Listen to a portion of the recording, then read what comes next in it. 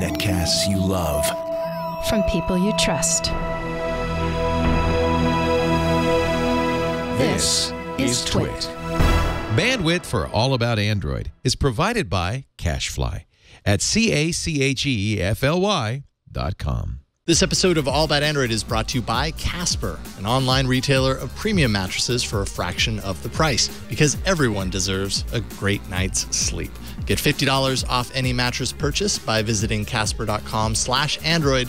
Make sure to enter the promo code Android. And by Squarespace. Squarespace is the best way to create a beautiful website or online store. Start your trial before June 30th to get a free year of custom email and business tools on the professional or business plan. Plus, enter offer code ABOUTAndroid and get 10% off. Squarespace. Build it beautiful. And by Blue Apron. Blue Apron will send you all of the ingredients to cook fresh, delicious meals with simple step-by-step instructions right to your door. See what's on the menu this week and get your first 2 meals free by going to blueapron.com/twit. That's blueapron.com/twit.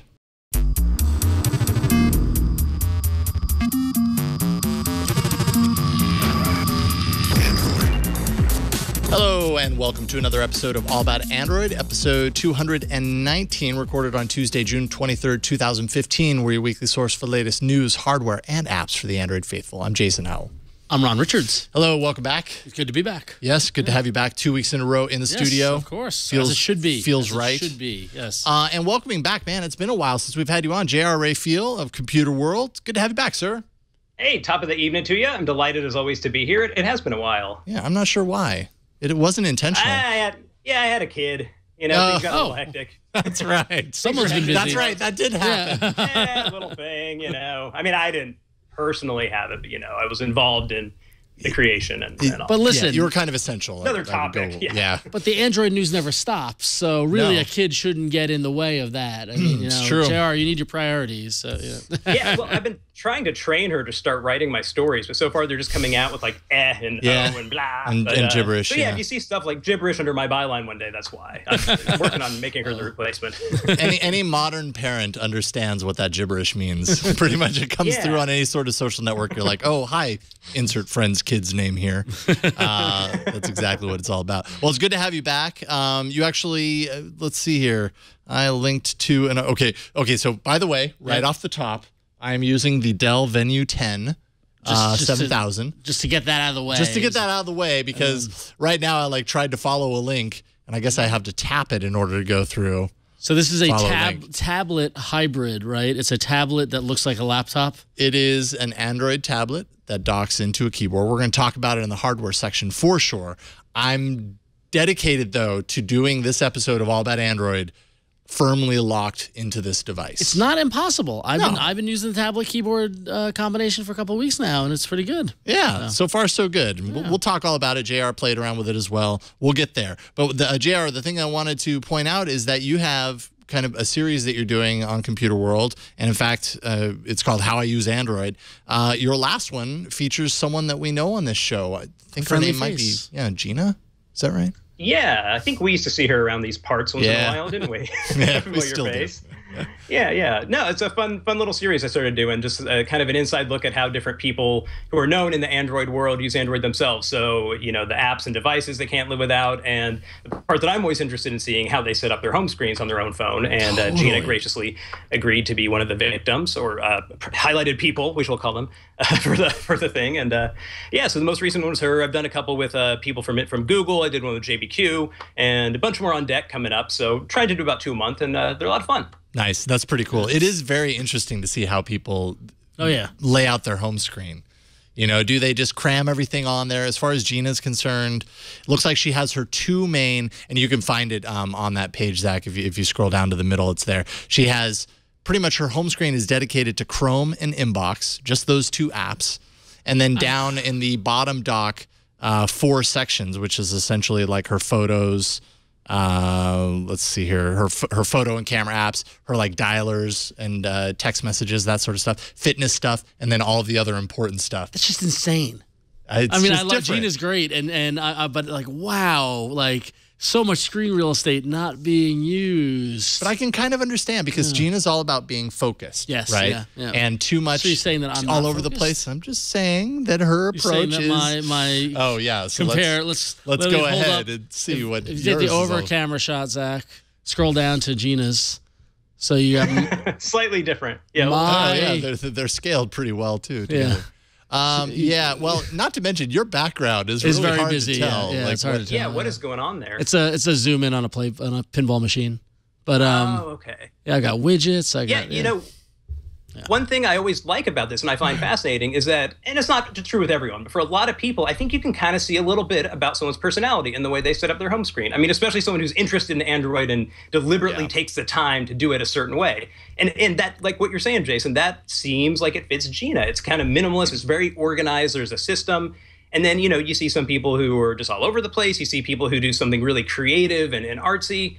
It's an interesting little peek into somebody's psyche, and it's something you don't get to see. It feels very personal to me, at least from a geeky perspective. Yeah, it's interesting. I mean, I don't know how you organize it, Jason, but like my approach has always been like that main screen should be the ones that I do the most, and when I don't have enough room, that's when I use folders. So, for example, I've got a whole social media folder on that main screen. I've got a whole email one because I have multiple email clients. I've got, cars with Uber and Lyft and Getaround and Zipcar, And then the second screen is just like, the other stuff that I use sometimes, So that's personally how I do it. How do you do it, Jason? Yeah, I mean, mine kind of goes back and forth a little bit, but with a very kind of constant kind of theme around here. Like I've got my notes and to-dos.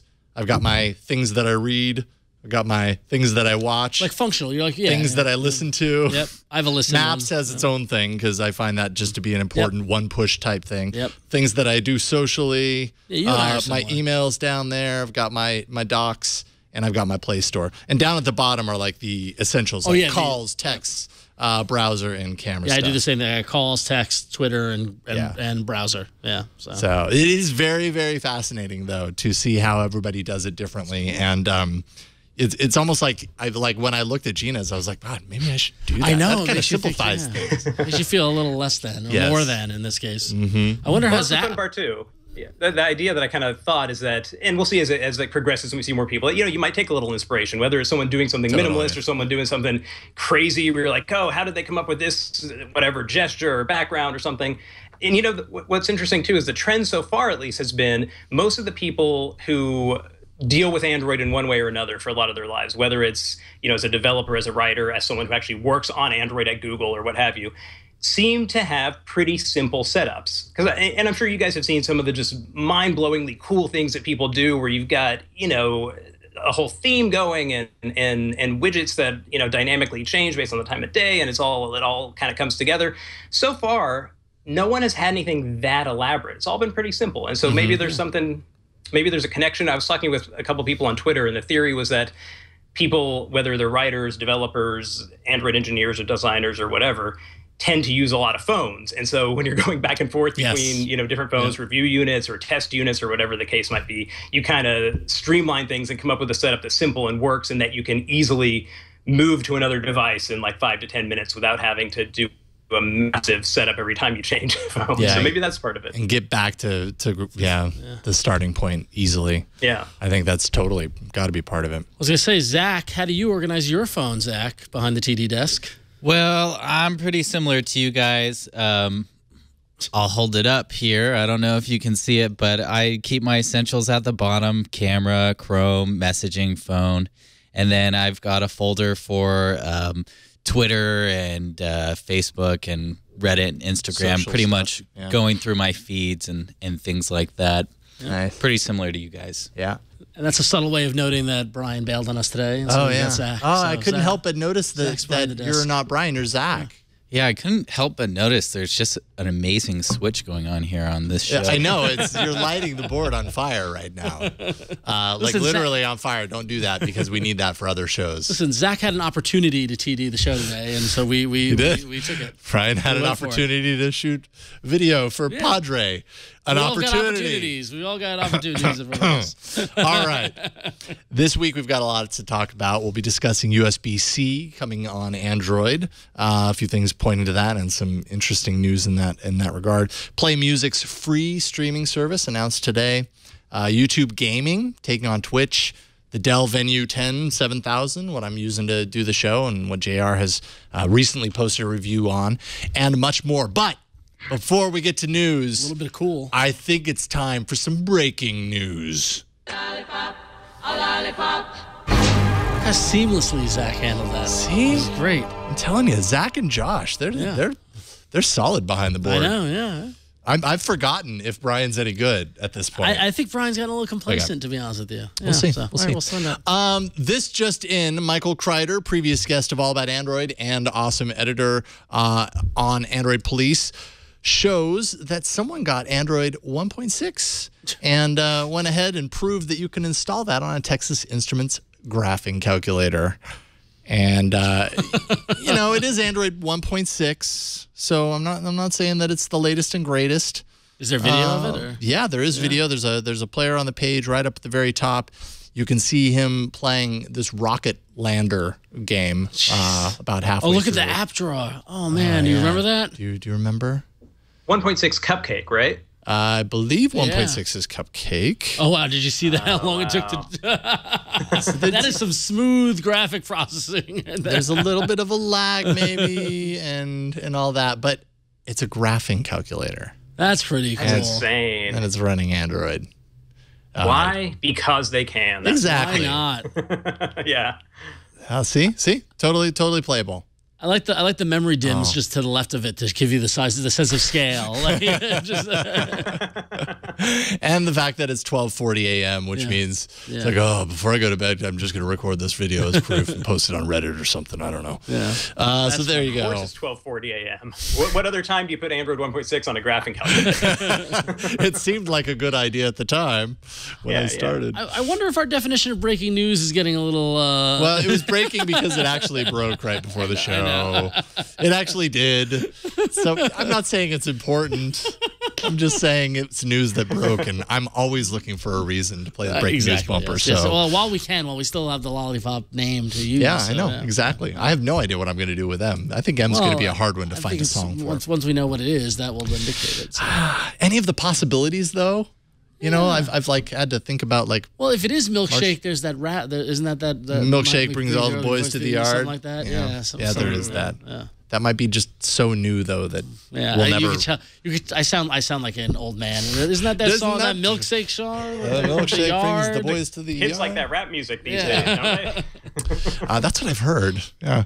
All right, let's do some actual news now.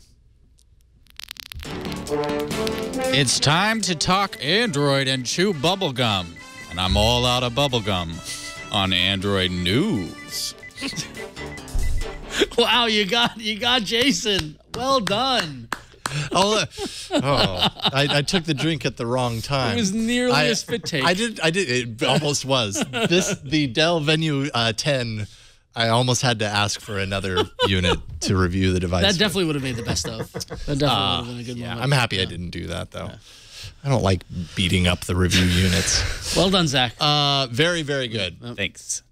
Let's see here. So, first up, all you USB-C fans, listen up. The devices are coming. We kind of know this already. A few months ago, right about the time that the Chromebook Pixel 2 was announced, Google said that it had a commitment to the standard, explicitly saying to expect USB-C to come to Chromebooks and Android phones in the near future.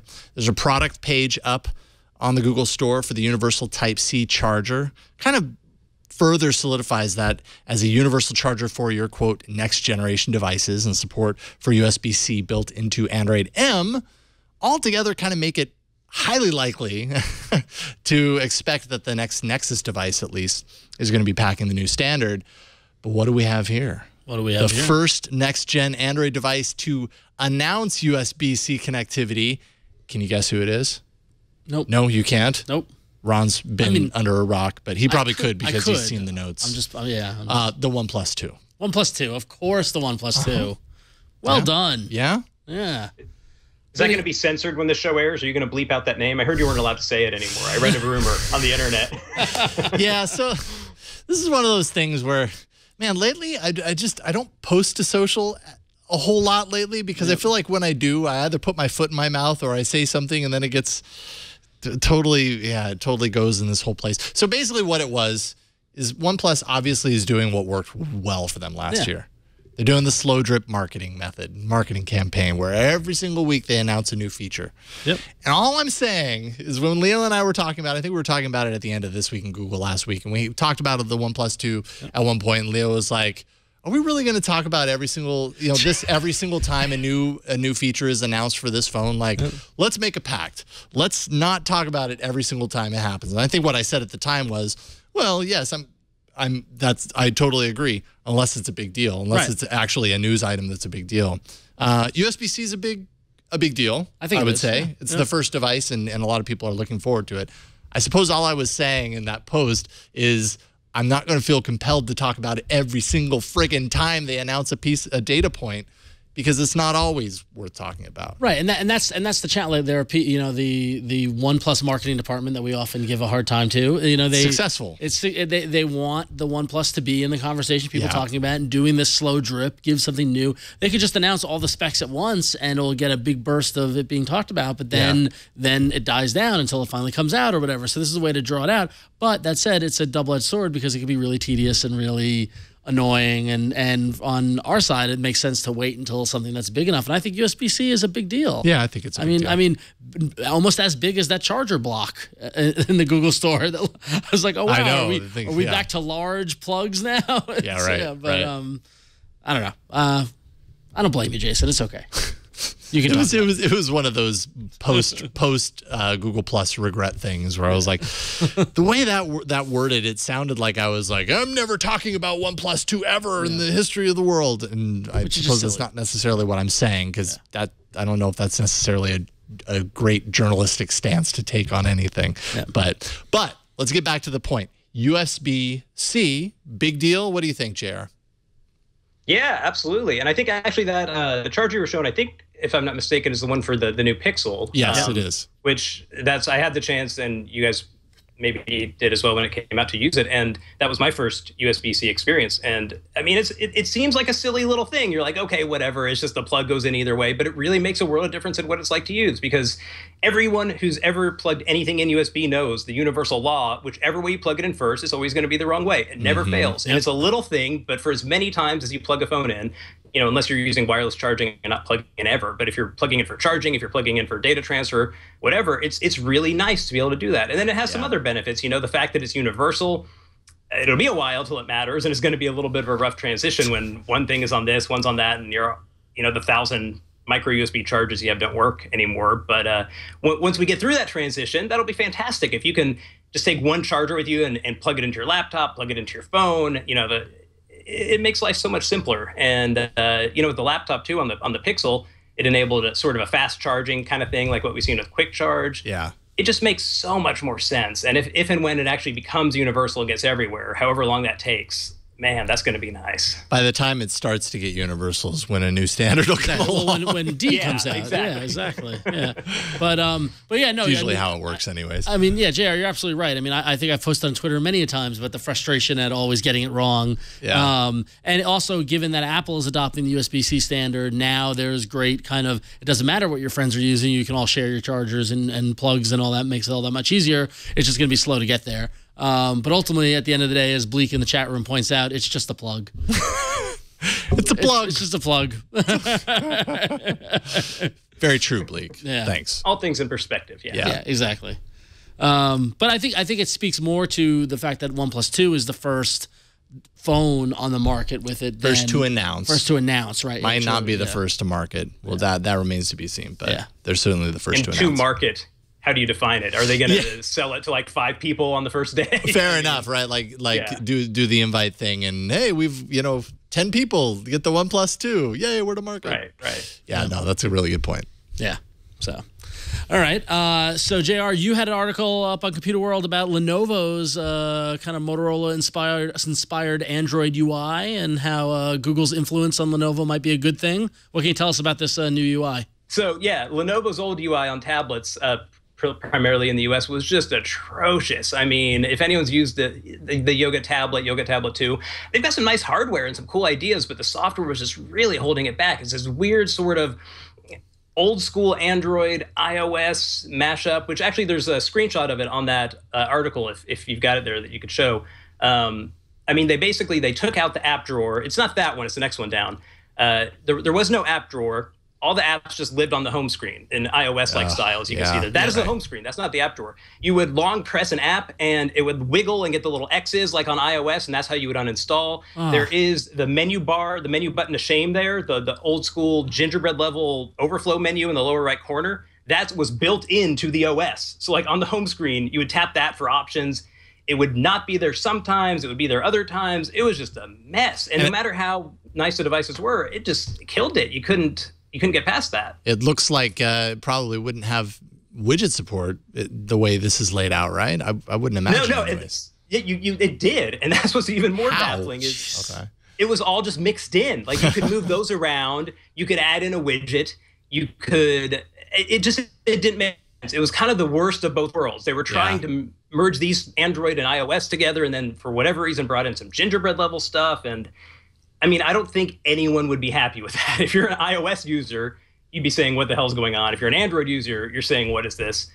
It was just a mess. And thankfully, they have gone back to the drawing board, more or less, and decided to come up with something that's much, much closer to the Google level stock Lollipop UI. It's not completely pure along the lines of Motorola. There's still some annoying things there, but from what it was before to now, it is just a night and day difference. And, you know, at this point, with what they can do in hardware, if they're going to keep moving forward with software, which the way Lenovo described it to me, this was a first step. So hopefully this is going to keep going. Then, you know, we can have some pretty interesting devices here now that they're starting to get their act together and do things that make a little more sense.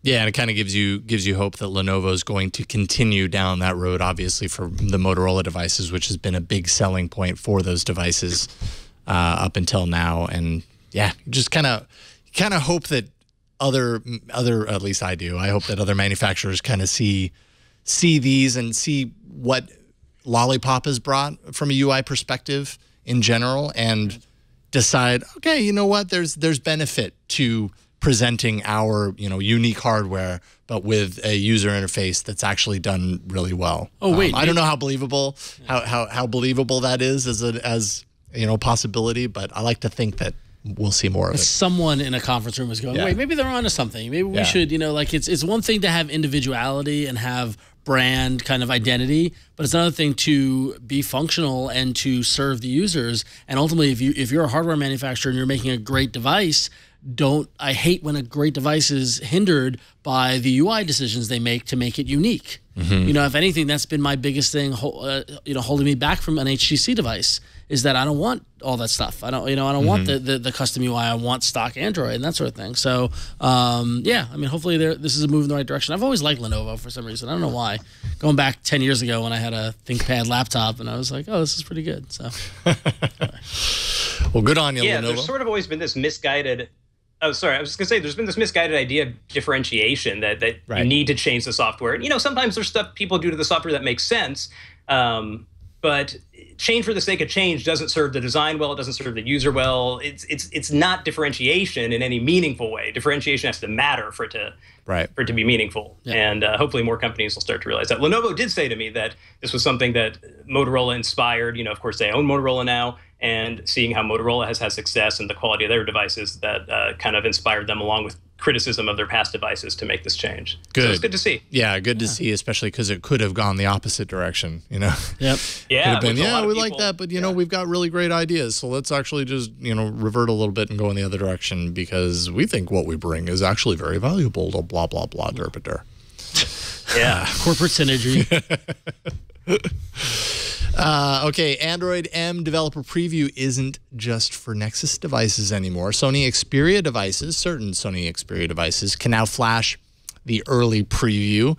There are limitations. The image for Xperia devices still points at Lollipop API levels, unlike what you get on a Nexus device. The Nexus builds actually support the latest API level. Also, camera and modem support isn't implemented, so it's definitely kind of a lesser functionality type of implementation of version M. It's meant purely for developers to kind of check it out from a platform perspective and make sure that their apps are working. If you happen to have an Xperia device hang around, it's a way to test where you might not have been able to test before. So that's nice. It's kind of just a good indication, if anything, that those of you on non-Nexus devices might actually be able to get in on the version M preview a little bit before. Yeah, get in on the fun, not just required to have a Nexus device. And by the way, we should be seeing any day now, and at least based on what Google announced at Google I/O, some sort of update to Android M, because they said they were going to update it on a monthly schedule, and we're right about a month right now. So from Google I/O, close to anyways. So I would imagine sometime in the next, who knows how long, but very soon, we should see an update. I hope so. Interesting. Yeah, and I'm loving M. You're loving M? I don't even. Really? I'm loving M. I'm loving him. Oh, no. Sorry. Oh boy. But it's been. I mean, it's. You're not running into many problems. I don't even think about it. No, I'm not running into any problems. I'm not even thinking about it. Jay, are you running it, or are you running M? I've got it on a. That's cool. That's actually your phone that you're carrying around every day, Jason, that you're using it on? Yeah, it's on my Nexus 6. I installed it on there at Google I/O because I didn't have another device to install it on. So he committed. He just went full in. He's like, yep, I'm going to do it. But and I've really, other than a few issues that I don't have anymore, Android Wear isn't causing me any problems anymore, and which we'll talk about in a second. Yep. And then Evernote, they got that working. So yeah, it's working great. And I don't even think about it. It doesn't even come to mind that I'm having an issue, and it's probably because Android M is buggy. Like it just never happens. It's just smoothly. Awesome. Yes. That's great. Yep. Cool. All right. Well, let's. Does it feel different to you than when you were on Lollipop?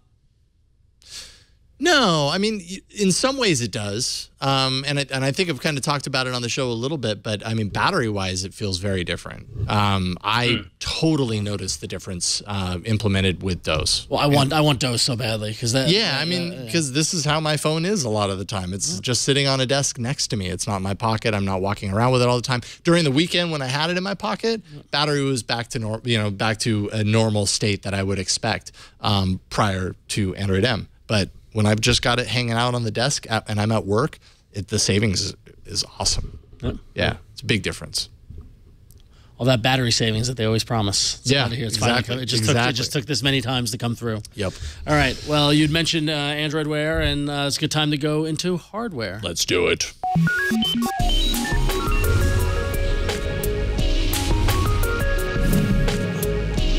A little change, a little watch on the guy's arm.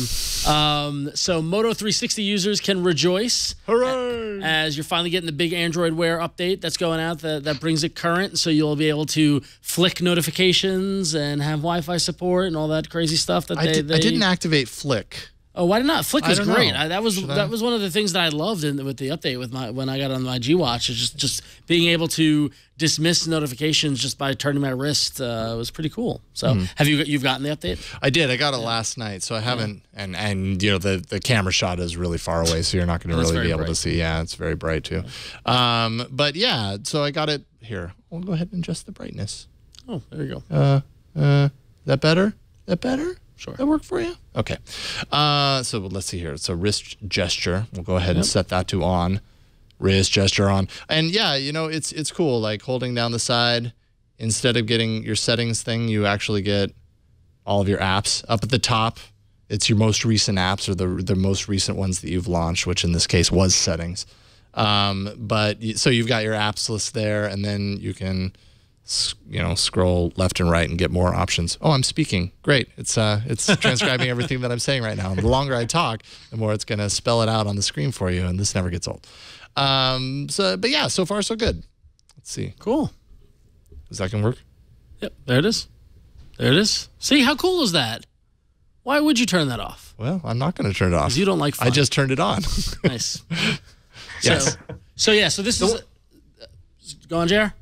Oh, I'm sorry. I think, my connection's a little funky, so apologies. I think I'm stepping on everyone's toes because I'm like 2 seconds behind. I was just going to say, the one thing with the flicking is great. The one thing that always gets me is I need a flick kind of side to side gesture. Like you get a Hangouts message and you need to swipe over one to get it. So the flick lets you see it, but then it doesn't, you still got to reach down with your finger. So the whole hands-free thing, I don't know, there's no real, you don't want to do this, but I need one more gesture for it to be fully useful to me. Because there's almost always a Hangouts message that I'm looking at, and then I flick up, and then I've still got to swipe with my finger to go up. Something. With the wrist or something. Yeah. Just put some music. Put some dance music, and you'll be all set there. There you go. Yeah. Remember in the original Wear promos, there was a thing where you were dancing, and someone was dancing, and it had a function. We need to get that enabled somehow.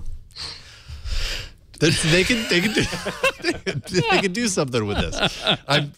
Wow, I reset my phone. I'm How did I do that? I have no idea. Factory reset somehow. You stumbled upon the gesture. Erase all data. Yes, no. No. So, but now's a great time if you're thinking about the Moto 360 because prices are dropping. The update is out there. Who knows when a Moto 362 is going to come out, but if you're thinking about the Moto 360, now's a really good time to pick one up. Yep. If you had told me when Android Wear and then the Apple Watch got announced that the whole wearables war would be fought over watch faces, I would have laughed at you.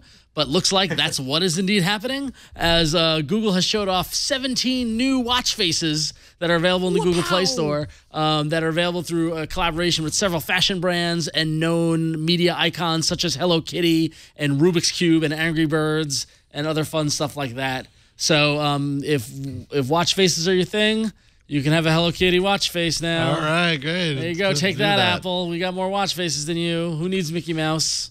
Yeah. So, and finally, if you ever wanted to skip the Android Wear intro tutorial, now it's pretty easy to do so. Great article up on Droid Life explaining how easy it is to skip that tutorial, which can be a little tedious sometimes. So, yeah, well, 2 minutes of hell is a little dramatic in my mind, but I've reset my watch a lot since I installed Android M, and then I figured out what was going on. But in order to reconnect it, I would have to do that. Yep. And actually, this isn't even a feature of the new update. This is just the way it is. If you swipe over on the very first card, it gives you cancel tutorial. I just thought it was kind of neat because I've spent a lot of time going through the tutorial swipe. I just get through it because I want my watch working again. So now you can so sick of it. Now it's just like a one press thing. 2 minutes of hell. Good to know. Yes. Hell, let me tell you. Boy, that sucked. All right. Before we get into hardware, let's thank our first sponsor of today's episode. And this episode is brought to you by Casper. I love Casper. I've been sleeping on a Casper. Casper is an online retailer of premium mattresses. They're a fraction of the cost, revolutionizing the mattress industry by cutting the cost of dealing with resellers and showrooms and passing that savings directly on to the consumer. Their mattresses are obsessively engineered mattresses at a fraction of the price of the competitors. 2 technologies in there, latex and memory foam. And they combine those to just make your entire sleep experience better. It's a comfortable mattress, has just the right sink, just the right bounce, and it provides long-lasting comfort and support. I've actually been sleeping on my Casper mattress for months now. We've had it for months. Kids had a great time in the box that you saw here in this video that Leo unboxed. They turned it into a fort. We still have it. But that's a side benefit. We love the mattress. It's almost too comfortable because our 5-year-old won't go a single night without hopping in our bed in the middle of the night. She just comes on in and sleeps. It could also be that, mom and dad are there, but I like to think that it's the lure of the Casper mattress. So the thing about Casper, you can buy it easily online and it's completely risk-free. And what that means is that Casper understands that it's important to try out a mattress, actually try it out and sleep on it, not just go into a showroom and lay down on a mattress that they have there for a few minutes. You can try sleeping on a Casper mattress today. Casper offers free delivery and painless returns within a 100-day period. So you don't have to lie down in that showroom and make a decision right then and there. And did you know, statistically, lying on a bed in a showroom has no correlation to whether it's the right bed for you. You just make this split-second decision. You don't actually know what you're deciding yes or no to. Casper's mattresses are made in the USA. So there you go. Get a Casper mattress, $500 for a twin or $950 for a king size. And compared to industry averages, that's an outstanding price. And you can save an additional $50 as one of our audience members by going to casper.com/Android and make sure and enter the promo code Android when you get there. Casper.com/Android and promo code Android. And we thank Casper for their support of this show. All right. Hey, let's check out some hardware. The other kind.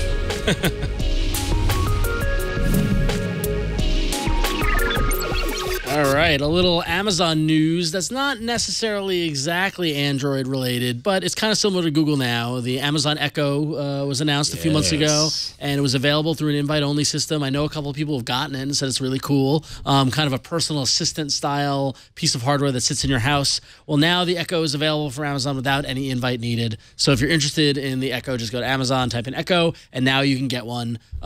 It's not that creepy because it sits in your house, it always listens to you and then orders things when you mention, oh, hey, we're out of paper towels, and all of a sudden paper towels are in your cart at Amazon.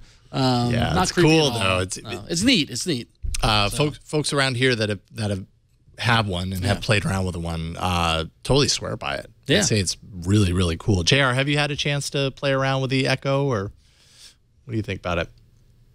I haven't. I'd like to. They look pretty cool, and I'm tempted to get one. I don't know if I'm going to go for it yet, but it's tempting. I really want to check them out. Did we ever get confirmation that those buttons were real or April Fools from Amazon? You remember those buttons? Those are real. Those are real. What was that? What were those called? Oh man, what are they called? They're the Target? No, that's Dash. Dash. That's what it is. Yeah, I want those. Dash. Yeah. They supposedly started shipping. They were shipping out a while ago. I signed up. There was just like a website where you could sign up to get on a list, and I never heard anything back. But supposedly they went out to some people. Yeah, I should get that. Anyway, cool. I like neat stuff like this. Echo seems pretty cool. You know, and a lot of people say, well, Google Now is Echo, but it's in your pocket. But like having seen Echo kind of in use, like I'm not sure what the difference is, but there's definitely a difference because the microphone, like it's just kind of always there listening, and the microphone is like really good. Like it picks up really well wherever you are in the room. Very interesting product. I feel like Echo is close to the interface or interaction with computers that happen in Star Trek, where they're just like, computer, where are we going? And then a voice just goes, oh, you're going this way. You know, like it's this kind of thing where you can just be like, Echo. You know, you can ask it questions, you can change music and all that sort of stuff. Like I think Google Now and Echo are in the same category, but they're distinctly different products. Same thing with Siri and Cortana, or whatever, which is coming to Android. But did we talk about that? No, that's true. No, we haven't talked about that. Cortana is coming to Android, as we knew it would be. So, anyway. Interesting. Google opened up an invite system for those who want to try out the Jump VR system that Google unveiled at Google I/O this year. Select creators are going to be given the opportunity this summer, excuse me, based on a questionnaire that must be filled out explaining what awesome thing they want to do with it. So the assumption here is that certain YouTube stars most likely are going to get early access to Jump VR and be able to create cool content that I imagine Google can tout and show off and all that kind of stuff. Whenever I see the photo of that camera rig, I just think of Mad Men and like, no, it's not a camera, it's a carousel. It's like nice. It's just like it's so ridiculous looking. I mean, I get it, but it's just ridiculous. Yeah. So JR, you were at Google I/O this year. As was I, but we didn't run into each other, which was a bummer. But did you play around with the VR stuff that was kind of on hand and take a look at Jump? And what did you think about all that stuff? Yeah, so after all that buildup, what I was saying is that I didn't get a chance to spend much time trying it at I/O. After all that, I played around with cardboard a good bit, but the new big stuff, unfortunately, I not. I do also, as Ron said, find it kind of funny, though, because it's just so absurd looking. And it's very cool. It's great technology. But when it was announced, there was this big applause that we've made it to where anyone can do this and you can build this and set it up. And then they show this like giant, however many camera rig. And it's like, yeah, you just need to have like 47 cameras and this fancy rig and all that. And no mention of the cost of those 47 cameras at all. Like that was the other thing. They're like, oh, anybody can do this if you can afford 16 GoPros and this rig. And how much is a GoPro? Gotta be at least, I don't even know. I have no idea. How much is a GoPro? $150? $300? I don't know. Whatever it is times 16 is going to be right. It's not going to be cheap. Yeah. And pretty much all so that you can take video of you spinning in a circle on a cliff by the beach, which is all any VR video I've ever seen. It's just somebody going, "Oh, look where I am." Yeah. Right? And like Yeah, but just wait till the porn industry gets a hold of it. That's when things are really going to get funky. Yep. Exactly. For better or for worse. Jason, did you have a chance to try it out? I didn't actually see if there was a hands-on demo. I totally missed it because I didn't have a chance to see that at all. The most that I was able to do while I was there was in the cardboard area where they were kind of showing you video that was recorded with Jump. Just the surround video and everything. And, I mean, it was your typical cardboard experience. So, but the rig, kind of looking at the rig up close, like it was, it looks like a monster in the photos, but then you see it in real life and you're like, yeah, this is no joke. Like, this isn't just like, oh yeah, anybody, like you were saying, like anybody can do this. This is like, you gotta have some dough and, I don't know. It's a process. Yeah. This isn't just set it and forget it. I don't think they even said that. And it's neat. But. I mean, the software that they rolled out is neat, and it will make leaps forward for virtual reality and all this sort of stuff. But they were so happy with what they've created, they kind of downplayed the ease of being able to start doing it tomorrow, which is, the cost is definitely going to be a hurdle for a lot of people. And admittedly, they released the specs on how to make this, so you don't need to buy their thing. You don't need to buy a GoPro. You can do their own thing. And if you're into VR, you probably have some capital to burn.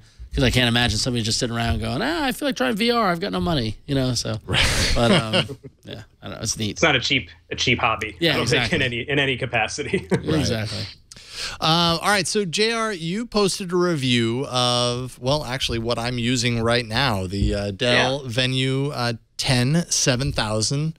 It's an Android tablet with a keyboard dock. You can kind of see it in the over-the-shoulder shot, and you have it on your side as well. There it is. Yes, indeed. Yeah, so interesting device. I'm going to be recording a review this week and it's going to be in next week's Before You Buy. But I'm curious to know what you thought of it. I've had a lot of fun with it so far. What do you think? I've really liked it. So this is kind of the bigger brother to the Venue 8 7000, which was a more standard tablet, but a really nice tablet, a really nicely done one. But this one adds in, it's got the little, we were talking about Lenovo earlier, very reminiscent of Lenovo's designs, this cylinder base on one end, which it's very unusual. It's not like your average tablet. And, for me, it's been a really positive change. It's the cylinder really changes the way you use it. When you hold it in a vertical orientation, I'll show you here, you kind of hold it more like a magazine. It gives you a nice grip to hold on to, and it feels very natural. But then where the real power is, of course, if you go landscape, it kind of serves as a base, and if you got it on your lap, you can kind of pivot. But the real power is in the keyboard attachment, which really is almost like a piece of the same system. It's not just like a dock. It is part of it. And it's nice to use. So let's see if I can get this on camera where you can see. So it just snaps in. It's held in magnetically. And then at that point, it's pretty much like a laptop. I mean, it swivels back and forth. It's held in very securely. If you're tapping the screen, it's not going to go away. But it's still easy to get out. You just kind of go past the farthest point where it'll pivot, and you snap it right out. And with it together, as evidenced by the fact, Jason, that you've been using it for this whole show, I mean, you use it pretty much like a laptop. It's got backlit keys. They're really nice to type on. The typical tablet keyboard is kind of like passable. You can make it work, but it's not something you're going to love typing on.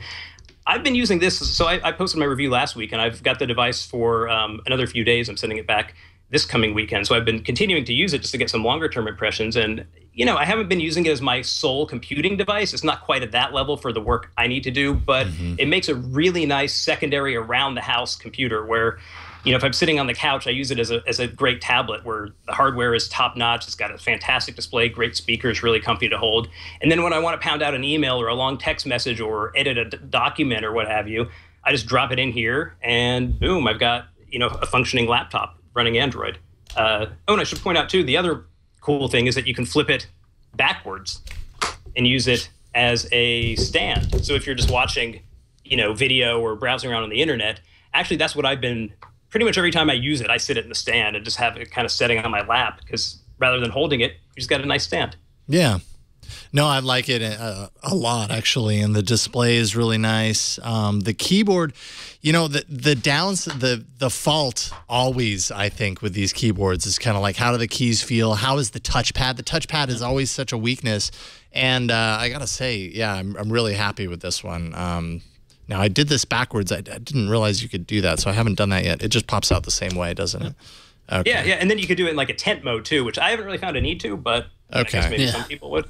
Yeah, because and you then can. it closes all the way down too. Yeah, and you can close it all the way down, and it just like a travel case. It just looks like a laptop.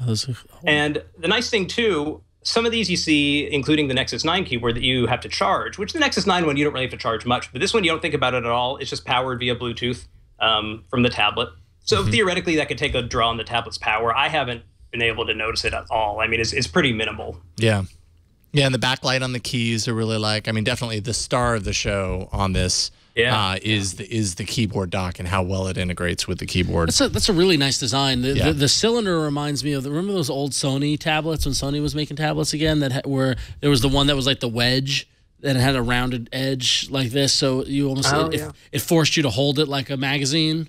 Remember that flipped over? Yeah, so it reminds me a lot of that.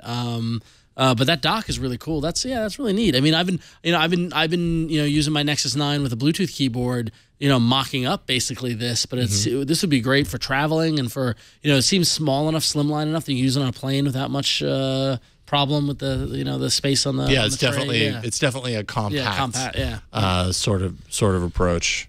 Cool. But it's a large screen Android tablet, which I feel like we're not seeing a whole lot of those these days. Yeah. They've kind of all centered around the 7-inch form factor, and a part of that is just that Android tablets of that size, the larger size, haven't done so well because they haven't been great experiences. Yeah. But I've actually been pretty happy with Lollipop and the kind of keyboard integration with this larger form factor. There are some weird things, like sometimes you'll launch an app, and even though it runs in landscape mode, it might have like an onboarding kind of walkthrough that forces you vertical. Yep. And when it's in the keyboard dock, like that literally means you're putting your keyboard to the side like this in order to do it, or looking sideways in order to do it. So the weird little things like that pop up every once in a while, but. Yeah, which to be fair is a fault of the developer, not the tablet. Fair enough. The user, it's still, it still is what it is. If the tutorial was meant for a phone and it's vertical oriented, then the developer needs to know this might be used on a tablet, or set that restriction or whatever. Right. What is the price point on it? Do we know how much it is, or what is the price? Is $6? Wait, I've got it here. Yeah. Okay, so if you just get the tablet, it's 500 for 16 gig, 550 rounding up, 550 for 32 gig. When you start getting in the keyboard dock, you go 630, 16 gig, 679, 680 basically for 32 gig.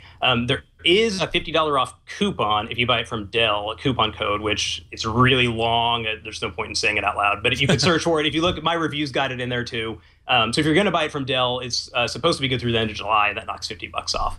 So it's not cheap, but for a 10-inch tablet, it's about where you would expect. It's not outrageous. It's not cheap, but it's in the right kind of ballpark. I mean, it's similarly priced to an iPad, to like a current gen iPad price. North of 500 is a little pricey though, but what you get for it is pretty neat. But it's kind of hard when there are Chromebooks that are out there that are selling for $250. It's kind of interesting to see that, here we are again with that Android versus Chromebook. Yeah, which I've actually thought a lot about as I've been using this, which is just the idea of like if Chrome OS was on here, you wouldn't bat an eye, right? Like you wouldn't flinch. It seems like it would be a Chrome laptop, but yet it's running Android. Just makes me wonder if at a certain point, the mystical convergence of Android and Chrome OS happens to the point to where you could have something like this and decide, actually, I want to run in Chrome OS mode versus running in Android mode. Because Android, just as an OS in general, I still, even though this is a pretty good experience, there are still things in there that make me feel like Android is not a laptop first type OS. You know what I mean? Whereas Chrome OS does feel that way. So there would possibly be some benefit to being able to select between those. So I don't know. Yeah, we'll see it's that. an interesting distinction. I mean, this has its benefits, but it also has its drawbacks. Like if you're doing hardcore productivity, you're going to do better on a Chromebook or whatever works for you, a Windows laptop, a MacBook, whatever. I think some people could get by with this as a primary computing device. People who are a little more casual, who maybe just send an email here and there, surf the web, write a couple of documents. But once you get into heavy-duty multitasking, I couldn't. It would be very difficult for me to use this in my day-to-day work. Right. But around the house for traveling, it's great.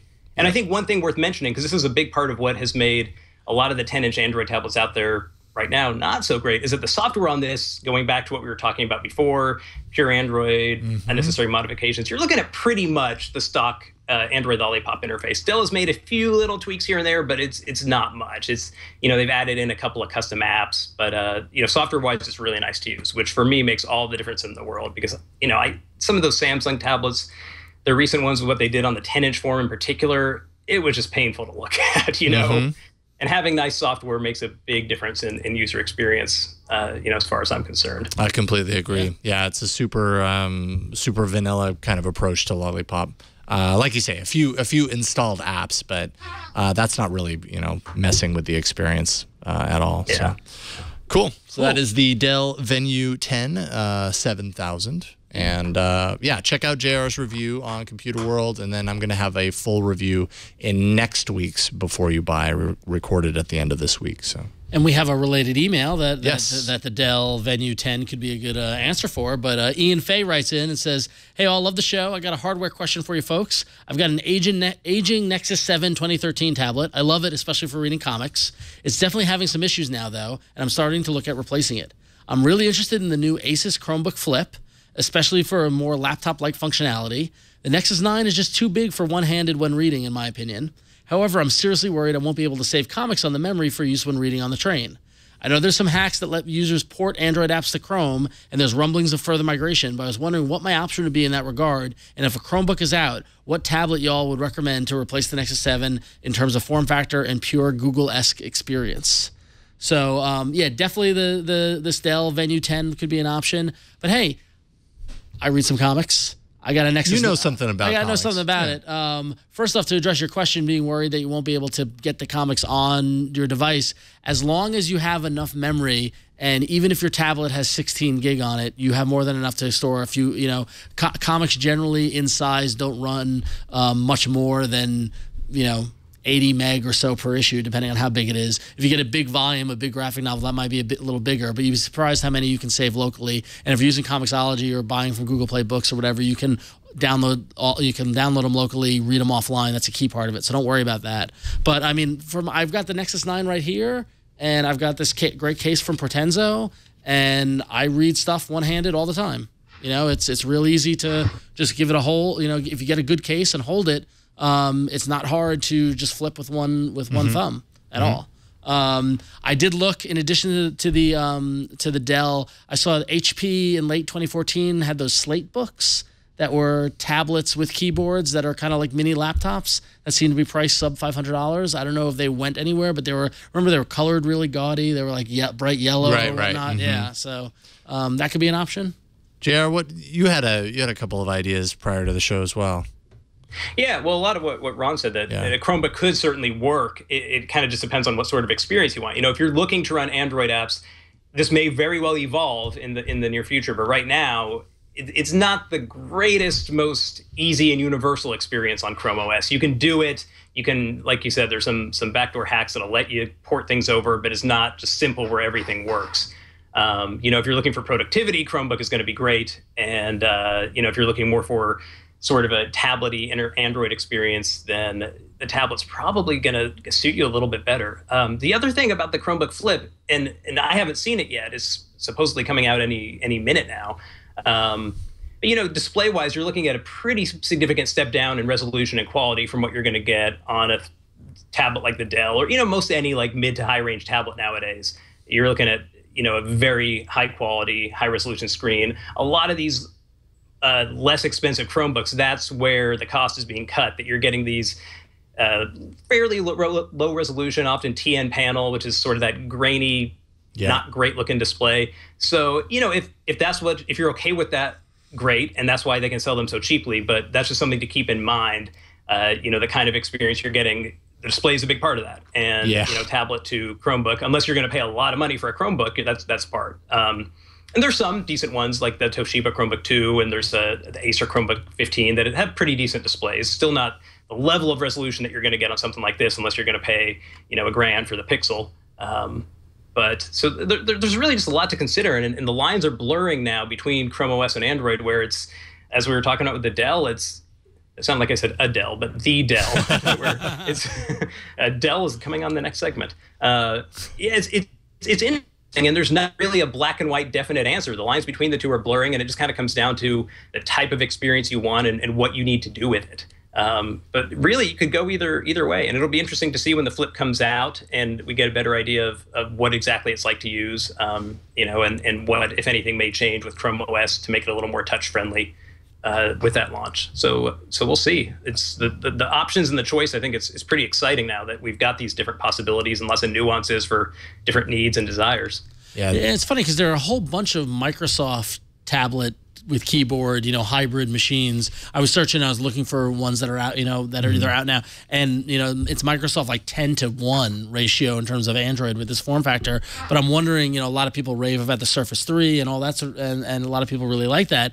And is that success going to bleed into the Android space, and you see more hybrid similar to the Venue here on the Android tablet side? I don't know. Yeah, it's also a marketing thing. I think Windows devices have always been marketed as good for productivity. Yeah. Android devices, I don't think have. And so this is actually kind of a pretty not common thing to see as a result. Most people don't think of Android and immediately think, oh, I could get a convertible laptop for my Android device and I'd be, it's all I need.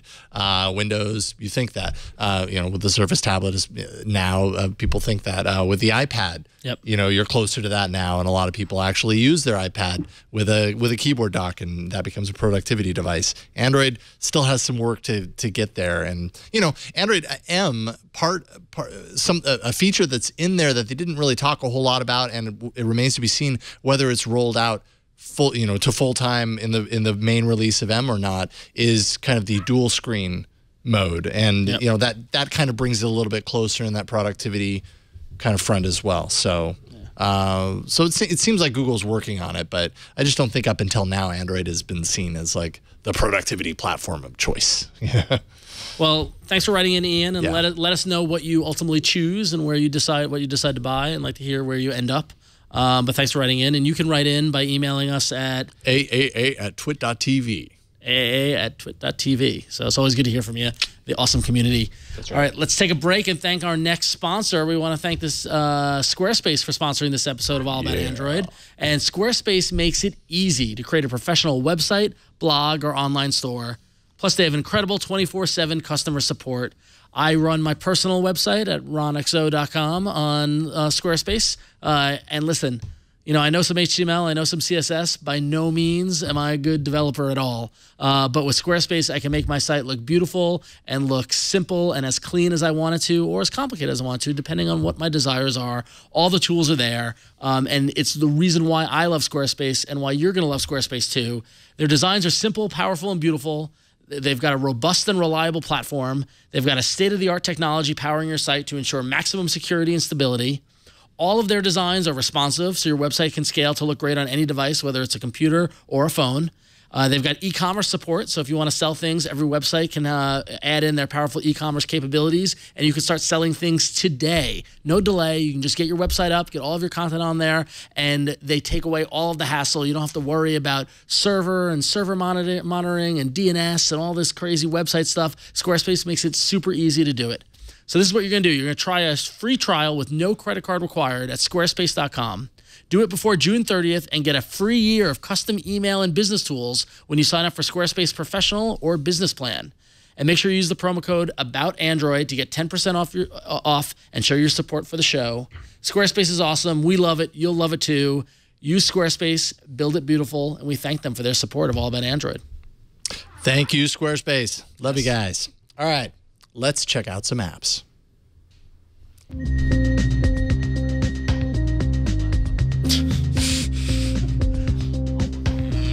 There you go.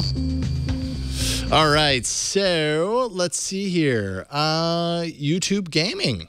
This is a new announcement as of last week. A new version, a new app actually is going to be released for Android, and a new service. And the app actually looks really good. Some people are like, this looks better than the YouTube app. Yeah. But it's designed to be more or less Google's kind of Twitch killer. So, live streaming of gameplay footage to your phone through YouTube. A lot of people are already posting gameplay footage to YouTube, post-record. Yep. This would be more live streaming type stuff.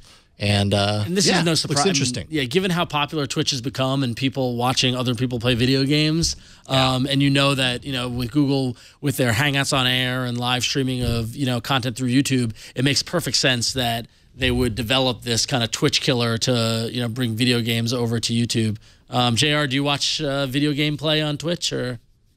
It's never been my thing personally, but no, I mean, I'm not surprised that Google's getting into it. They've had this kind of the video platform for years now. YouTube is synonymous with online video, and to make it an official thing where it becomes branded and known for that, it makes a lot of sense. I'm surprised it's taken them this long to do it, but it makes an awful lot of sense. And they're like the 800-pound gorilla when it comes to online video, and Twitch has been great. They're acquired by Amazon. They've been a great organization and really supportive of the gaming industry. And we shouldn't poke fun. It's not just video game. It's all streaming. In fact, just last week, me and my friends set up a couple of camera rigs, and we were live streaming via Twitch, us playing pinball live. And you had one camera on the pinball machine. Cool. Are there a lot of people doing Twitch for pinball? There actually are. Yeah, That's great. There's a group in Chicago called Dead Flip that do it every night, and you can watch them play pinball. And what's really interesting is that in the pinball competitive circuit, there's an organization called PAPA, which the Professional Amateur Pinball Association, and the big kind of tournaments and the big kind of competitions, they will live stream the results. So admittedly, I've sat at home on my couch and watched 3 hours of people playing pinball in Pittsburgh. It's kind of neat. And so to see Google get into it with YouTube just makes perfect sense. So yeah. I am curious to know. Yes, I have inherited another laptop. They're multiplying. What happened? These two got together and they made this. Anyways, I am curious to know if at some point you'll be able to live stream from the app on your device. Because, I mean, we're seeing that. Are we? Yeah, we absolutely are. Well, actually, Samsung, I think, just released. Samsung released, and there's an app that I thought about doing in the arena, but I just don't care that much. And it's like Camcorder or something like that with a K. I forget what the name of the app is. I should try to find it. But that is, supporting live streaming to your from your device out there to Twitch or eventually to YouTube. So I mean, it's definitely going to come from the device level soon. I think it's called Camcord, Kamcord. I can't find it. K-O-R-D. Maybe. Yeah, but anyway. So I wouldn't be surprised if they bake it into the app at some point. So yeah, cool. Oh, could you imagine live Flappy Bird? Yes, I can. Flappy Bird still last year.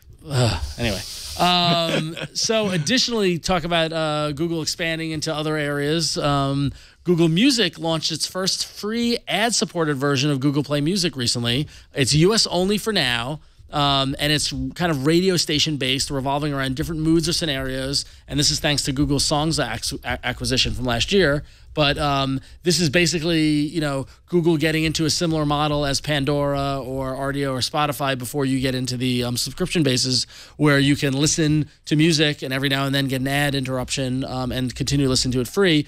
Google says that this app, that this new version is meant to allow people to sample the service before subscribing, and they'll like it so much that they'll sign up and subscribe immediately. At least that's what they're hoping for. And in addition to that, they updated the Google Play Music app that was released today, and it features a couple of new features, including UI tweaks and a dedicated page for managing music synced to your Wear device. So we're seeing Google Music and Android Wear kind of getting more and more integrated and that much closer.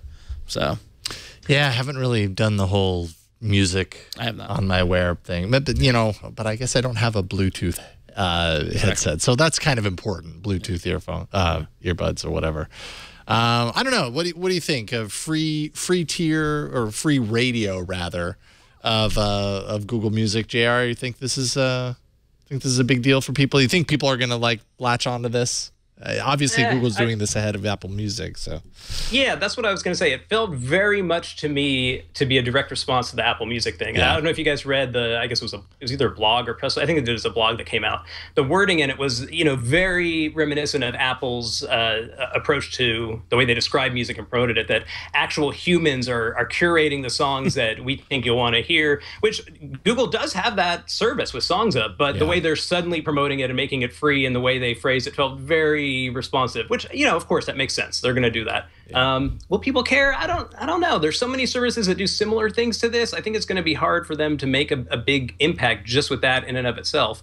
I mean, Google Play Music as a package is pretty compelling for some people. The fact that you can upload your own songs, have them available anywhere, combined in with the on-demand stuff. But just the new free thing by itself, what they're allowing, I don't know. I have a hard time imagining normal non-techie friends of mine, A, knowing and B, caring. But maybe I'm being cynical about it. Yeah, and I don't think you're being that cynical about it, but I definitely think that it falls under the category of I can't believe it took them this long to do it.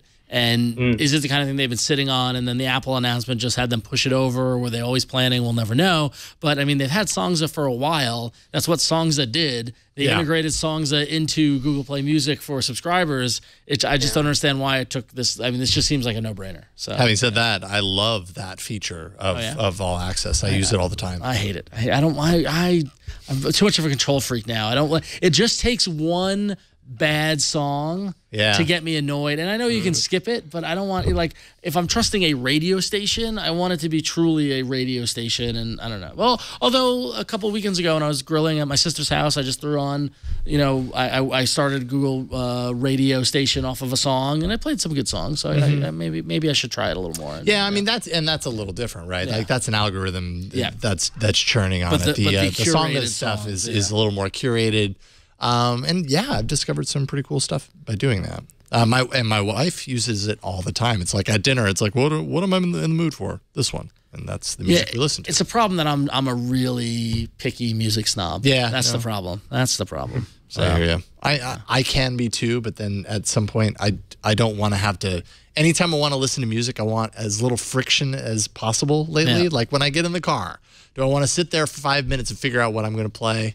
Or do I want to just hit this button and drive? Yeah.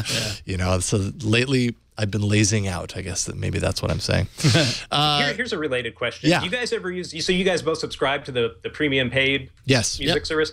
Do you ever use the YouTube music key or whatever they're calling it now? When that came out, there was such a big splash. And I don't know anyone who actually, I mean, people who subscribe, but who actually uses it. And I'm wondering if that kind of fell by the wayside or if it just, I don't know, it still feels like it's sort of half there and no one really knows. I feel like that was a way to get people who were listening to music on YouTube to be using Google Play and have it be ad free. I don't listen to music via YouTube. I don't pull up a playlist on YouTube and let it blow through the videos. Like I just listen to Google Play Music. So I don't think that feature was for us. I have noticed I'll play a song and there'll be a little YouTube red box and I can go play the video, but I don't really I'm listening to the song. I don't want to play the video. Yeah, but exactly. But yeah, JR, I haven't used it and I haven't seen anybody use it, but I don't think it's for us. I've inadvertently used it here and there. Every once in a while I realize, that I've tapped into it somehow. But no, I completely agree. I don't think it's for us. Yeah. But I do wonder because if but it's leading up to if it's really moved the needle very much. Yeah. Because I mean, leading up to it, it was always like,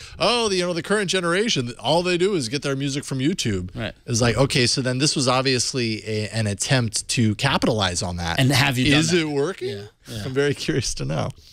We'll never know. Yeah, we may never know until they get rid of it. Google continues to break out its core apps into the Play Store. And the latest one is, maybe it's not a biggie, but it's another one, Google's Clock app. And so this is basically the same Clock app that you get, I believe, in Android M if you've done the developer preview of M. So now everybody has it. This time, they're also adding support for Android Wear. So if you're getting an alarm, you can snooze and dismiss that alarm from your watch as it's going on. But so, not a major breakout. Maybe someday they'll break out, I don't know, the dialer or something. I'm sure someday they will. I think these are very much like seeing the forest through the trees thing, though. Like the clock app itself, not a huge deal. Like no single app they've done has been transformative, but the fact that they keep doing more and more, that's the big picture of what that represents is pretty incredible when you think about, what might be updated just via apps on your phone in any given month is equivalent to, many iOS major version number up, and that's just happening via apps in the Play Store. So that's the big picture of it's pretty cool. Yeah, that's a really good point. It's kind of twofold, right? For anyone who doesn't have stock Android and wouldn't already have these apps installed, it allows people to install them. For anyone who does, it allows those apps to be updated and not at the system level, independent. So suddenly you're getting updates on these things, whereas before you wouldn't have. You'd have to wait until the next major upgrade. So, yeah, really good point. Yeah, and when you add it all together, a new search app, a new Google Now app, Maps, whatever, wallet. I guess wallet isn't that big a deal anymore. Keyboard, things that all together could, on another platform, be an OS upgrade. You're just kind of getting in piecemeal here and there. So yeah, it all adds up. Let's thank our final sponsor of today's episode before we get into the Android arena. And I want to thank Blue Apron for this episode. And I love Blue Apron. We're always cooking Blue Apron, and we're recooking old recipes that we've received through Blue Apron at this point. We're really enjoying it at the Howell house. We love to eat. And you might find that it's hard to find a meal that doesn't compromise somewhere value, how long it takes to make, being healthy, being delicious. And that's exactly what Blue Apron is all about. Blue Apron makes cooking delicious meals easy and fun. They deliver fresh, ready-to-cook meals right to your door. Literally, you get a box at your door, and inside there are components to however many meals you've ordered for that particular delivery. And it's all, wrapped up individually, so each of the pieces that goes into your recipes, however many recipes you have in there. There's a bunch of, dry ice down at the bottom that keeps everything cold. All your meats, all your vegetables, everything comes in as super fresh. And, it's for less than $10 per meal. You're getting all this stuff. You get step-by-step recipe instructions. That's including printed pictures. And all this makes cooking these meals just easy and fun. You learn a lot, actually, in the process, and you don't have to go to the grocery store and waste your time on finding all of those ingredients. It's done for you. It's perfect for date night. It's perfect for cooking with friends. And we have, actually, the family plan. So the meals are actually more tailored towards, making everyone in the family happy and not just mom, dad. Making cooking healthy meals just easy. And it's just a lot of fun to do. Every balanced meal is 500 to 700 calories per serving. Cooking takes, I'd say, around half hour, maybe 40 minutes or so. Each recipe is right around there. Shipping's free. The menus are always new. They won't send the same meal twice. And they work around your schedule and your dietary preferences. Here I was making a lamb and beef shawarma, and it was awesome. Falafel. Wow, that looks really good. Italiani's great. Yeah. I'm too hungry for this ad read. Grilled brie sandwiches with quick strawberry jam is another one. You're going to cook incredible meals. You're going to be blown away by the quality and freshness. And the beauty is, a lot of times they're making these decisions for you. So it might not be a recipe that you would pick in a recipe book, but they send it to you, and then you make it, and then you realize, actually, that was really good. I may not have picked it, but I loved it. Yep. And that's happened a couple of times. We're like, I'm not sure I would have picked this, but it was really, really good. So, Blue Apron, it's a better way to cook. Check out this week's menu and get your first 2 meals free. Giving you free food here. 2 meals free by going to blueapron.com/twit. 2 meals for free. Just go to blueapron.com/twit and check it out for yourself and get the free food. And I think you're going to love the service. We thank Blue Apron for their support of All About Android. Oh, looks like Zach's got an appointment. That was me. Guilty. Oh, sorry. JR. All right, there we go. Yeah. All right. That was actually the alarm that takes us into the arena. There you go. Yeah. So we're going to go to the Android arena now. So many enter, but only one lives. Android Arena. All right, so now at this point, I've just totally embraced the fact that I'm using two computers, but it's only because I can't move rows on. Not the Venue's fault, by the way. No, this is totally you had to do fault. something that was very laptop specific, and so yeah, it's my fault. Blame me.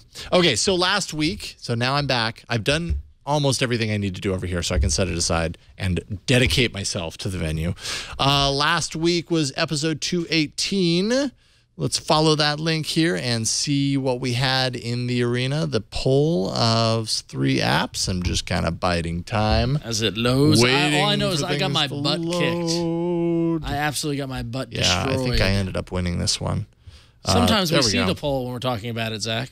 Let's see here. It's taking a long time on my end. To Yeah, load, too. so there's something going on. As far as I know, I won with Portal, but it's not giving me any of the results.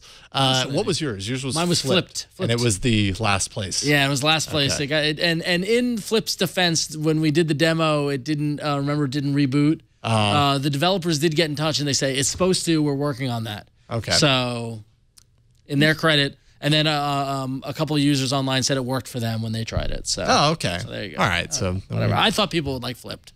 What do I know? Well, they You will. help make the app better. Yeah. See, you did a service. Yeah. So, all right. So Portal wins. Yay. I'll take the win. Ron Flipped did not win. Yep. That means that you have to redeem yourself right now. I do have to redeem myself. And how I'm going to redeem myself is by using an app that I've had my eye on, and then they got acquired, and then I said, okay, I'm not going to do it. But they just rolled out something really innovative. So I want to talk about Sunrise Calendar.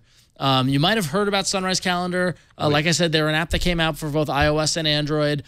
Basically, beautifully designed calendar. And honestly, after using it for a couple of days, it's better than Google Calendar, to be honest with you. It's pretty great. Yeah, smartly, Microsoft snatched them up. They acquired Sunrise. It does not look as if they didn't shut it down. It doesn't look like they're messing with it that much. They're probably learning from it to, kind of work it into the greater Outlook enterprise.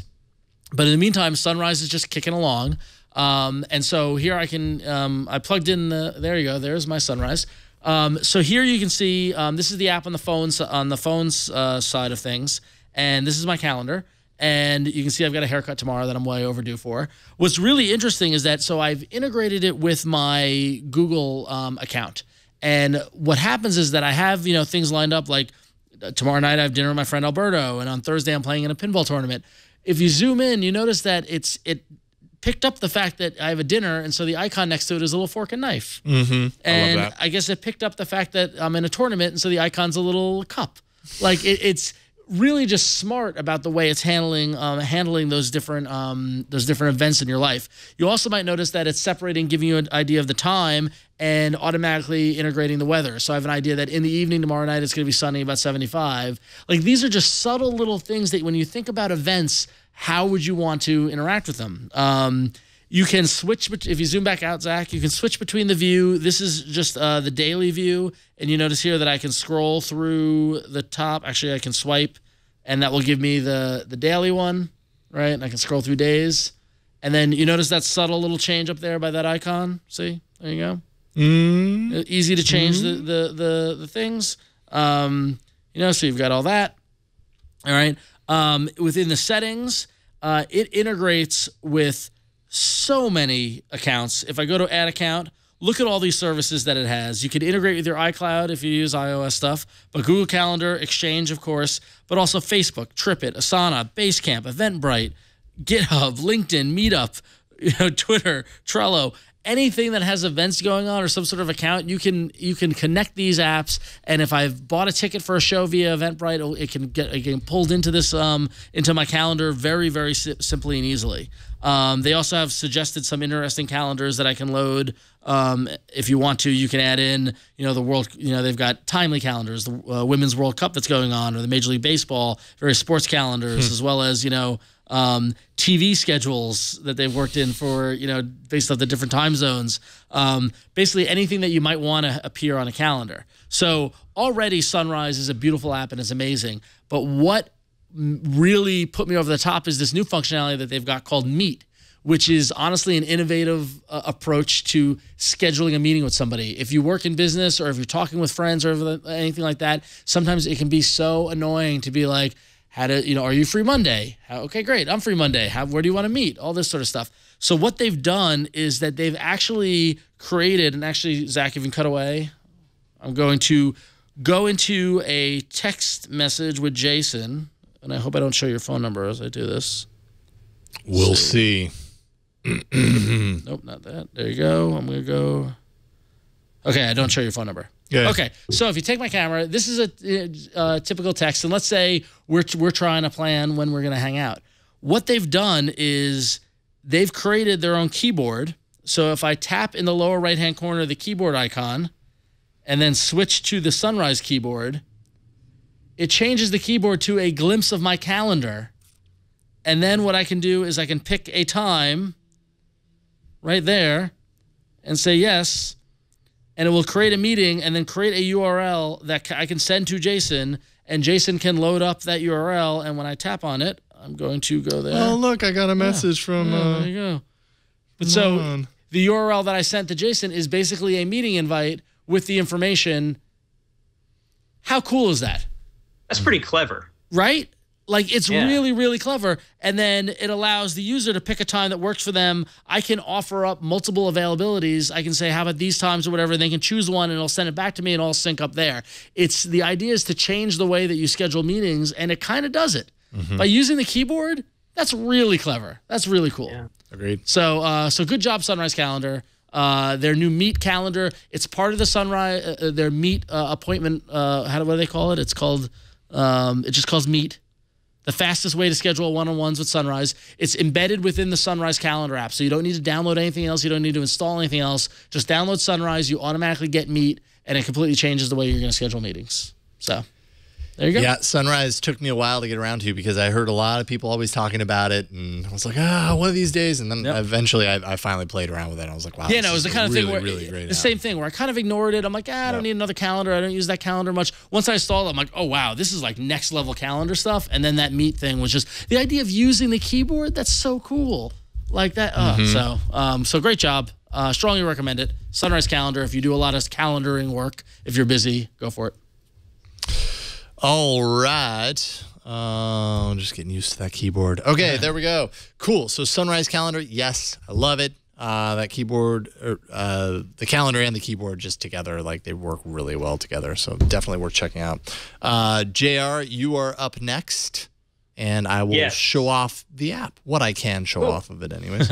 Yeah, it's not the most visual or easy to demonstrate one, but it's really, really useful. It's called Heads Off. It sounds much more violent than it is. So anyone who's used Lollipop, you probably know about a new feature in Lollipop. I might call it more of a quirk with the heads-up notifications. Notifications are certain kinds of apps and activities, like when you get a text message, and instead of showing up just in the notification bar, it shows up as a little card on the top of your screen. And with Android 5.0, you can't dismiss it without getting rid of it altogether. It's just there, and it stays there for like 10 seconds. There it is. That's what it is. Always in the way. Yeah, you're reading something that's right where you need to be, or you can't push, you can't get to most buttons at, icons at the top of the screen because it's right in the way. 5.1 makes it a little better. You can swipe it up to get rid of it instead of just dismissing it entirely. But either way, it's for me and for a lot of people that I've heard from, it's not ideal. So Heads Off basically just gives you a hack to get around that. The app itself is free. If you really want to get the full functionality, you need to pay $2 and get the Pro key too. But all it does is it lets you translate all those notifications, turn them off, and then what you can do is make it show ticker text, like what Android used to do before Lollipop. So the same notification that came in a minute ago that Jason had of that text message, once you set this app to handle that kind of notification, well, you can see the little demo going in there. It'll just show up unobtrusively in your status bar. It can show you a little preview. If you don't want it to, you can turn it off. I find it to be pretty useful. And it just gives you the message without getting in your way. And, it'll work just as well for a calendar event, any kind of notification that was showing a heads-up notification. You can get rid of it and turn it into a ticker text. So it's giving you the info without getting in your way. You can either do it universally and just say, hey, treat all my apps like this, or you can go in and do one by one. If, say, you want to get the heads-up notification for calendar events but not for text messages, you can pick and choose. Really simple. You set it up, you run it, you never think about it, but it's made a world of difference for me in what devices are like to use, because that was one of the things, as much as I love Lollipop, one of the things about Lollipop that just drove me crazy. And with that on there now, it's just such a difference. Yeah, it's interesting. Yeah, that notification, that specific type of notification, is very polarizing. I think some people love it, some people hate it. There's no real in between. It doesn't bother me, but it does. But definitely, you just said there's no in between, but. It doesn't. No, you're right. You're right. I did. Because you're right. I wouldn't say I love it. There is in between, and I'm a prime example of that. Everybody's in between. I don't know, but the people. But I guess what I'm trying to say is people really do dislike it, right? And I don't know. It's never bothered me, but apparently there's a lot of hatred for it, and this allows you to get rid of it and do the ticker text. So, and interestingly, at least in its current state, Android M has a way to disable it app by app, but Android M does not let you go back and get ticker text instead. It's just kind of an on-off switch. So, and of course that could change by the time M comes out. But as it stands now, this app could actually still be useful by the time M comes around. Hopefully it'll still be compatible and things won't break. But certainly for now is extremely useful, and even for M may still have a utility by being able to give you that ticker text and let you see a message without it being in your way. Mm-hmm. Excellent. So that is Heads Off. And great app. Let's see here. So mine, I'm not sure how well this is going to do in the arena, but I will say... It's my favorite kind.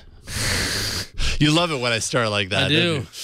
But I will say that it's helped me a lot. So personally, when it comes to like reminders to do things, one of the things I always remind myself of, because I'm really bad at it, is drinking water. This topic keeps coming up. It does, doesn't it? Because I'm always trying to tackle it. I know it's good for me. I know I need to drink a lot of it. I'm a tall guy, so I need to drink more of it than other people that aren't quite so tall. And yet, instead, I drink coffee or something else, and I don't drink what should be probably at least 6 of these every single day. At least 6 of these every single day. It's not easy to do, and I need help with it. I've tried all types of reminder things. They haven't worked. I found one that's working for me. It's called Water Your Body. And, okay, it's a little creepy name aside. It's really good at nudging you in that direction. And I like the interface because, it'll give you notifications and everything to help you that, you can also pull up on your Wear device. But basically what it does is you tell it how much you weigh. When you first set up, you kind of go through, the setting as far as like how tall are you, how much do you weigh, are you active, all that kind of stuff. And it comes up with an amount of water that you should be drinking on any given day. You also are able to set kind of the timing as far as when this happens throughout the day. Where is it? Is it the calendar? Let's see here. Smart Reminder. So Smart Reminder, basically what I've done is I've said, normally I'm awake from 7 until 10 or 11. So the amount that you've specified I need to drink during my day, spread that out through this amount of time every day. And what you'll see on this kind of meter up here, I just added one, oops. What you'll see on this meter is that little red triangle. That's where I'm at right now. I'm under where I need to be based on the amount of time that I told it I have in any given day and what I've drank. So far, I've drank 3 20-ounce waters. I'm about to finish this one. So give me a second because I need to catch up here. Now that's a demonstration. That's a live demo right here. Yeah, it is. Well, people don't realize that this thing is full. So we might be here a while. So all gone. Cool. Now I can go back to my app and I can go bloop. Still a little bit behind. The show has kind of thrown me off, but sometime tonight I'm going to hit that because this is a 20-ounce bottle, and I'm going to go past that triangle. Basically, what this means is before I go to bed tonight, I need to at least drink 1 and a little bit more. For some reason, I'm not sure why exactly, but for some reason, the way that this is laid out and the simplicity of it and the reminder aspects of it, it gives you a nice notification reminder, and all you have to do is hit drink, and it remembers the last amount that you had because it has, it supports any amount. Right. You might have a different water bottle every day. Today, I'm using a 20-ounce bottle, so I just hit take a drink, and it sends it through, and I move on with my day. And then you can go in here if you really care, and it's got your full log and all that kind of stuff. I'm not sure I would ever really go back in time and be like, I really need to find out what I drank water-wise 5 days ago. But it does. You're giving it that data anyways, so it's going to log it for you. And it also, as you're going along, if you want to kind of like keep it up to date with whatever your weight is. Like say you're keeping track of that regularly here, it can sync to Google Fit and sync that information over to Fit and track it there as well. So anyways, yes, it's a recurring theme in my life, but thankfully right now I feel like I found the app that's actually working for me. So I thought it was worth a mention. And it's designed really nice too. Like it has a little bit of that material design look. It's not 100% material design, but it certainly has character, and its simplicity helps in this regard. So if you have issues drinking water like I do, you should check out Water Your Body. Okay. Complete with a creepy delivery of the name. You're welcome. All right. So that's the best part. That is it. That's called the hot breath voice, by the way. Hot breath. Hot breath voice. So you can vote for your favorite app of this week. Is it Sunrise Calendar? Is it Heads Off or Water Your Body? Go to AAApoll.com/219, AAApoll.com/219, and place your vote, and we will check in on it right now next week and see who wins. How often do you check the poll on a weekly basis? Well, because I share it, I share it like I post it on the All About Android account, and then I share it from my own. Then I get notifications for a little while. I don't know, a couple of days, and then I stop seeing it. Should I be checking it every 30 minutes, or is that too much? I think every 30 seconds. Right,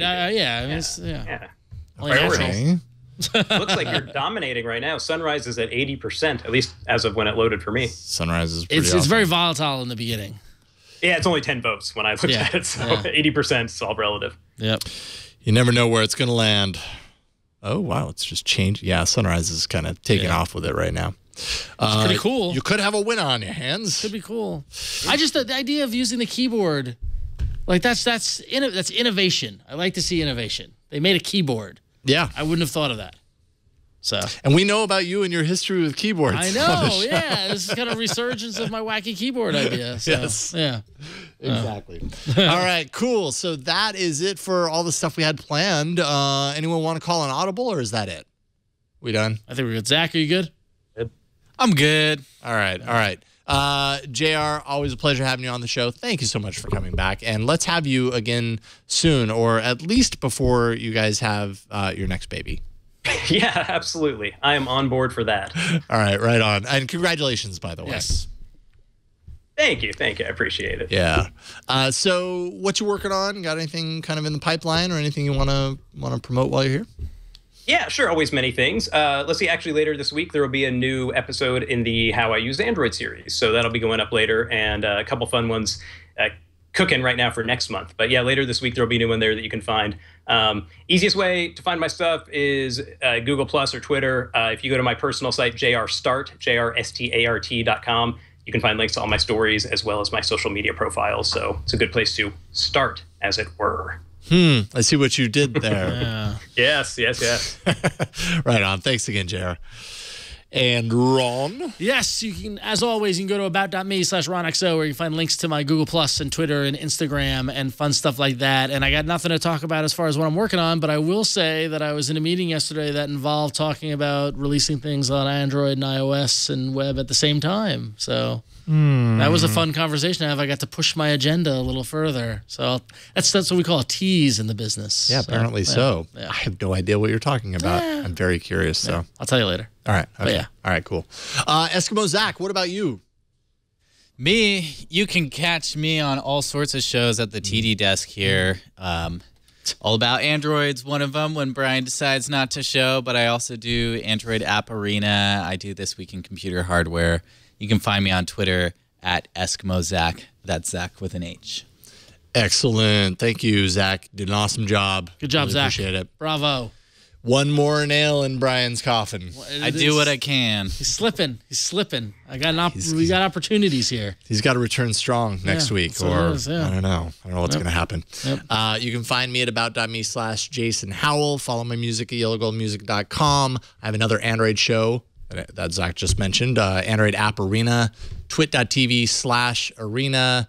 This week, it's all about local file sharing, like file sharing between people in the same space. A lot in that space. The app the last week for Push Bullet, and then BitTorrent just came out with one this week. BitTorrent had one. Although I didn't have very good luck with BitTorrent's one. Oh, interesting. I tried. I tried a lot, sure you did. I know, and it didn't work. So I had to eject it. Yeah, well, that's just how it goes. BitTorrent's fault. Got to pick the 3 that work. Sorry, the best. So there you go. Yes. So we got that twit.tv/arena, and that is it. Voicemail. You can leave us a voicemail 347-SHOW-AAA. You can send us an email or video mail at AAA@twit.tv. Find us on Twitter. We're at Android Show. We have a subreddit. Not very active, but some stories post there. twitAAA.reddit.com. Show notes and past episodes can always be found at our page on the web. It's twit.tv/AAA. And check it out because it's a new design. YouTube and iTunes also for all of our past episodes. And you can catch us live every Tuesday, 5 p.m. Pacific at live.twit.tv. That's it for this week. We'll see you next week on another episode of All About Android. Bye, guys. All right. I have to erase live.twit.tv from my memory. Oh, you said live.twit.tv? I did. Oh. Does that not work anymore? It works, but it doesn't point to the new site. Apparently, there are some people in different organizations that